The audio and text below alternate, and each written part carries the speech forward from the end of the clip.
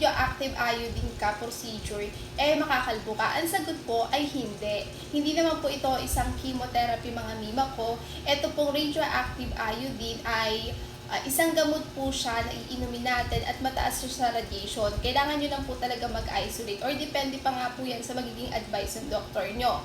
Again, kasi meron po kasing mga nag-RAI procedure na na-admit sila, tapos after nilang ma-admit, mag-isolate pa. Pero yung sa case ko po, nakauwi pa naman po ako ng bahay, katulad ng RAI uptake scan ko, nakauwi pa po ako doon.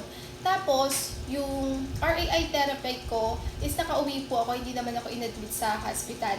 Bali, 10 MCI po ako. So, yung sinasabi ko nga for radioactive iodine therapy, yun yung meron kayong iinumin na capsule na mataas na sa radiation. And after nun, depende na lang sa magiging advice ng doktor nyo. Kung wala namang masamang nangyari, papauwi naman talaga nila kayo. Tapos, after nyo umuwi ng bahay, mag-isolate kayo, bawal kayo lumabas sa bahay. Sa case ko po, 5 days po kung nasa loob lang ng kwarto ko. Tapos, kung tatanungin nyo kung safe ba yung radioactive iodine, maraming beses ko na pong sinagot to, para sa akin safe talaga siya. Kasi, hindi ka na iinom ng, hindi ka na tutusukin pa. Hindi ka na rin ooperahan dito, hihiwain ka man dyan, wala nang ganon. Basta iinom ka lang ng capsule, parang umiinom ka lang ng paracetamol.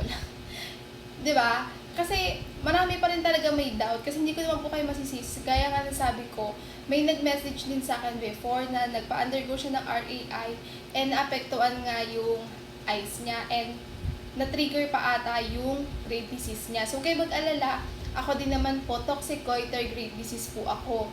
Pero ito po yung itsura ng mata ko. May konting hingal pa rin naman po ako ngayon kasi nga, hindi naman kasi agad-agad magiging okay kamima ko. Yung iba nga umaabot pa ng 1 buwan bago talaga umeffect yung gamot sa kanila. So, iba-iba naman kasi talaga ng case yan. So, again, ito po ako. And kung tatanungin niyo po ako, safe ba yung radioactive iodine? Yes po, para sa akin. Kasi naasikaso ko pa yung sarili ko. Not like kapag inoperahan ka, lalo na kung mahina ka, diba? Hindi mo maasikaso sa sarili mo. Pero, again, depende pa rin po yan sa magiging desisyon nyo.